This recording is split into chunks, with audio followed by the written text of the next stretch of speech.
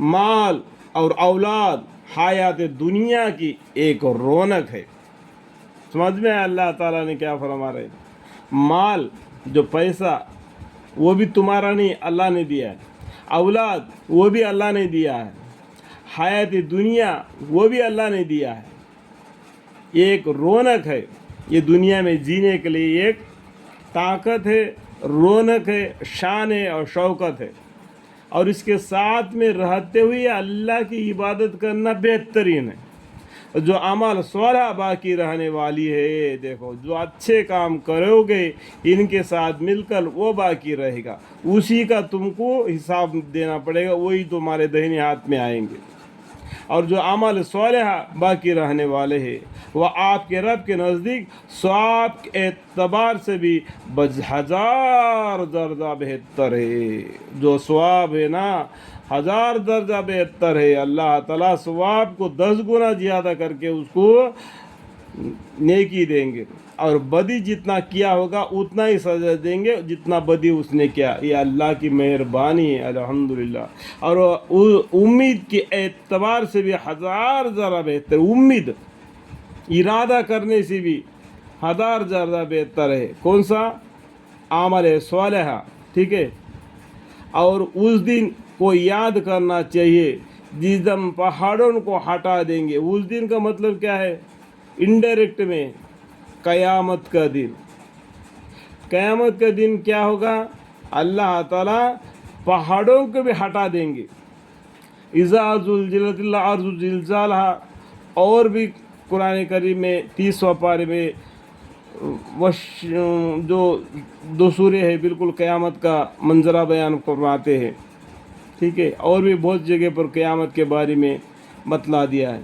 और मरने के बाद क्या होगा, किताब पढ़ोगे तो बरज़ख की ज़िंदगी और जहन्नम, दोज़ख, और उसमें बहुत सी बातें लिखे होंगे, आपको इल्म मालूम हो जाएगा, ठीक है।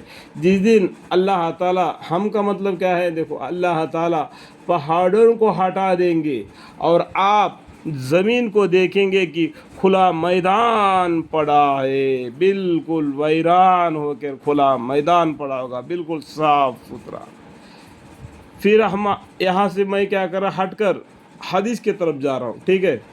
तो यहाँ पर वो नहीं लिखा हुआ है, ये नहीं समझना कि मैंने यहाँ पर मिला दिया, मैं हटकर बात कर रहा हूँ। ज़मीन बिल्कुल खुला पड़ा है, बिल्कुल वीरान। उसके बाद में 7 दिन या 40 दिन या हदीस में के तौर पर कि इतना बारिश गिरेगा कि तहत सरा तक पूरा ज़मीन भीग जाएगा। तो अल्लाह ताला का एक फरिश्ता फिर सूर में फूंक मारेगा तो वो पुकारेगा इंसानों को। तो जितने भी मुर्दे ज़मीन में पड़े होंगे और सभी आदमी, जैसा टीटी होती है ना, जो शहद की मक्खी का, उसके ऊपर एक पत्थर मारने से शहद की मक्खियाँ किस तरीके से उड़ेंगे अंदाज़ा लगाओ। इस तरीके से ज़मीन से मुर्दे उठ खड़ा होंगे और अपना सर पर मिट्टी झाड़ते हुए अपने आंखें आज सामने को देख रहे उस टाइम पर ऊपर की तरफ हो जाएंगे और भागते हुए मैदान हशर में जमा हो जाएंगे। अल्लाह ताला कहेंगे कि ये देखो मेरा आसान जमा करना, तुम लोगों को मेरा एक फरिश्ते ने, अरे अल्लाह का एक फरिश्ते ने एक आवाज़ दे दिया, तुम लोग जहाँ भी हो भागते हुए, दौड़ते हुए नहीं, मैदान हसन में चलते हुए नहीं, दौड़ते हुए मैदान हशर में जमा हो गए। उस दिन अल्लाह ताला ज़मीन को अपने दाहिने हाथ में, आसमान को अपने बाएं हाथ में लपड़ के पकड़े होंगे। तो इससे मालूम हो जाता है तो अल्लाह ताला को दोनों भी हाथ हैं। उसके ऊपर सनफ़्रुगु लकुम अय्युहस्सक़लान, अल्लाह ताला क़यामत का दिन हिसाब किताब के लिए खाली हो जाते हैं। ऐ जिन व इंस, तो अपने रब के कौन कौन सी नियामतों की इनकार करोगे। उस टाइम पर आमल फ़ैसला होगा, जिसका दाहिने हाथ, जिसके बाएं हाथ में जो नाम हमारे आएंगे वो जन्नत और दोज़ख को देख लेगा, और मुक़र्रबीन लोग हैं तो वो मुक़र्रबीन ही लोग हैं। ये मैंने हटकर बातचीत किया, ठीक है।